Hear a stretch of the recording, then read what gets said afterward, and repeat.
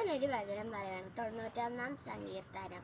അത്യുന്നതന്റെ സംരക്ഷണം. അത്യുന്നതന്റെ സംരക്ഷണത്തിൽ വസിക്കുന്നവനും സർവശക്തന്റെ തണലിൽ കഴിയുന്നവനും കർത്താവിനോട് എൻ്റെ സംഗീതം, എൻ്റെ കോട്ടയും ഞാൻ ആശ്രയിക്കുന്ന എൻ്റെ ദൈവം എന്ന് പറയും. അവിടുന്ന് വേടന്റെ കെണിയിൽ നിന്നും മാരകമായ മഹാമാരി രക്ഷിക്കും.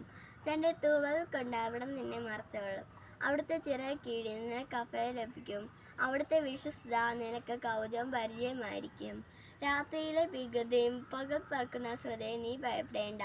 ഇരുട്ടി സഞ്ചരിക്കുന്ന മഹാമാരിയെ, നട്ടുച്ചയ്ക്ക് വരുന്ന വിനാശത്തെ നീ പേടിക്കണ്ട.